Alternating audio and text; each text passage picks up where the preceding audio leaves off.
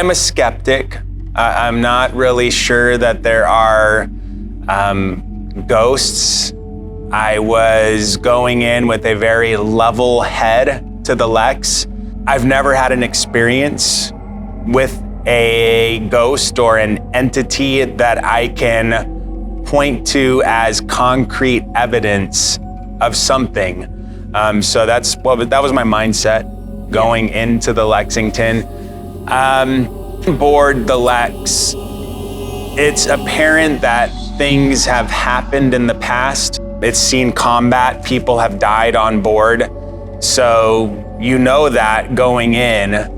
And when Billy, that was our ghost hunting guide, when he was showing us these different areas like the jail cell, and then in some of the areas where they know people had passed away, there was definitely a feeling that you get on board the Lex. So you're hearing things, you're feeling things, and you have the knowledge of what has happened before. And I think all of those things make the ghost hunting experience scary in itself. But me, I'm very analytical and I'm like looking for the evidence. And for me, I didn't see any physical evidence, which I guess would make sense if you're looking for ghosts, because they're not physical, right? Right. Yeah. It's not like in the cartoons or Scooby-Doo, where we were anticipating to see this thing in a white like silhouette and going, ooh. Yeah, no, none of that. Yeah. We didn't have that. Like Alan mentioned, I also went on the ship that night with kind of an open mind. So I was just really excited. I had, as much as I love scary stuff, I had never done something like a ghost tour. It seems comfy. Just Give it the markets for a new mattress. right there.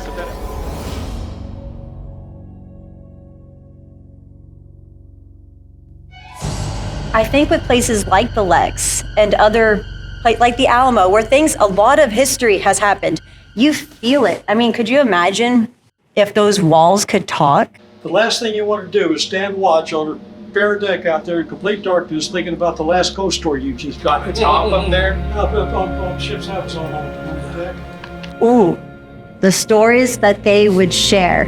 So you feel that when you're on board. One of the first spots on this ghost tour that we went to was the brig.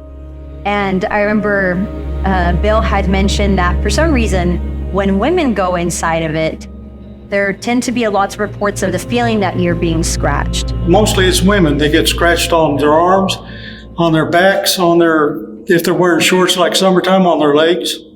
But it's only seems to be in here.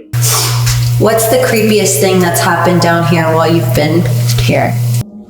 I don't know of any creepiest. I mean, it's all, as it happens, it becomes creepiest at the moment.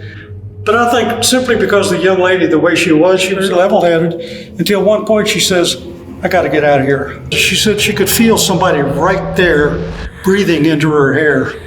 It's like, she was ready to get out. And so I made Alan go in first. Nothing happened to me. Nothing happened to him. But when we got back to the station, Rex sent us some stills that showed the stick figure, the camera with the stick figures on there.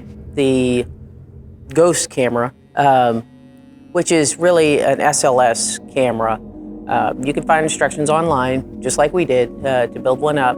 And it's a structured light sensor camera. In this case, it's like a Microsoft Kinect.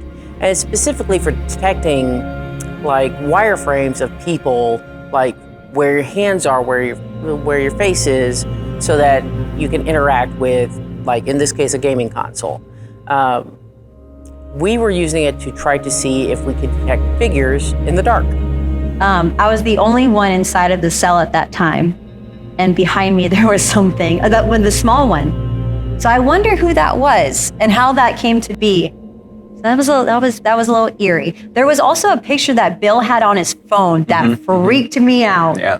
It was of a tourist who had taken this ghost tour, and they took a picture, they're smiling, and there is a face behind her.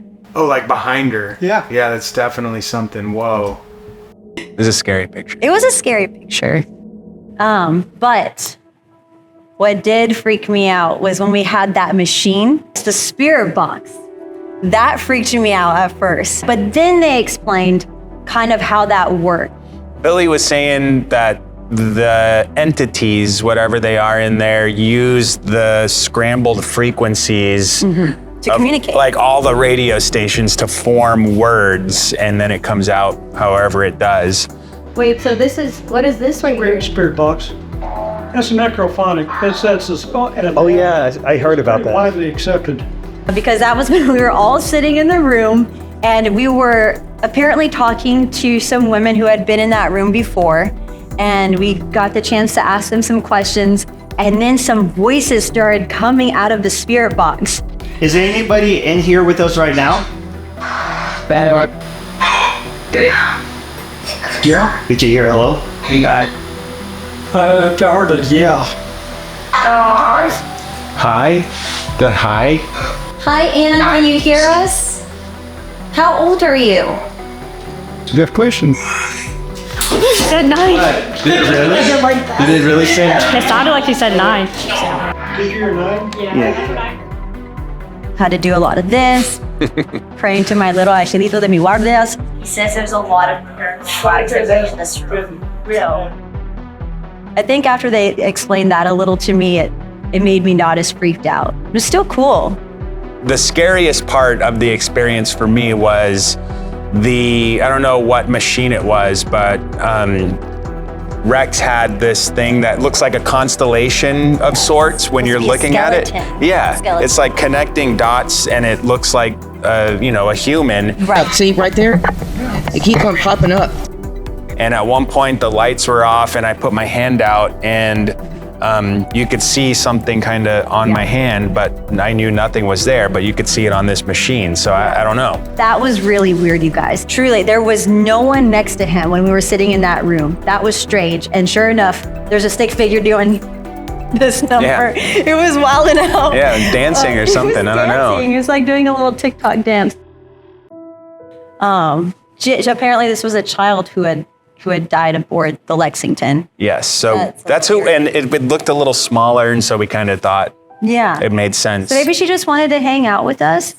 I don't know. But nothing, it seemed as though if there were any sort of like presence or ghosts or some sort of beings that were there with us, that they weren't trying to be scary or dangerous. It seemed as though they just wanted to hang out. Yeah. Yep, be in our presence, I guess. Billy was a great guide. He kind of calmed everybody down too. So. Which is also what Bill had mentioned. He had talked about how a lot of the ghosts are more so playful. But yes, he was an awesome guide, a great storyteller, and he definitely keeps you engaged the entire time. As you, even if you're walking around the Lexington for a field trip or a visit during the day, he would be one of the amazing folks with a wealth of knowledge to tell you about literally every single part of that boat. Skeptic or believer? I don't know. That is such a tricky question. I know it should be a short answer. I think a little undecided. I think I'm still figuring it out. I felt, even though, we didn't see anything, like a form, I still felt like the Chili Willies. I think just because of the vibe. For me, I have not yet experienced something tangible that I can point to without a doubt that says, oh my gosh, that was a ghost. But there have been experiences that where I've heard a noise, or maybe something falls off a shelf, or something unexplainable happens. I've definitely had those experiences. I just have not had anything concrete that I can point to that say that was something out of this world. So I would still be a skeptic, I guess. There are things that happen that can be explained, but not easily dismissed. Most of our batteries were charged up that day. We noticed that they deplete rather rapidly. I saw one go to 40% within 10 minutes. You can explain with, faulty equipment. You can explain it with power of suggestion, because we're all worked up in that room. We had been listening to the spirit box check away and all that mess. But my key takeaway is that I am still 100% skeptic. However, I'm not going to tell you what to believe. You know, it's one of those things, if you've ever watched a good scary movie or heard a good ghost story, you're all around and you're all part of the experience and you're just having fun. I got to see parts of the Lex I've never seen before. And it was like living a little ghost story of our own.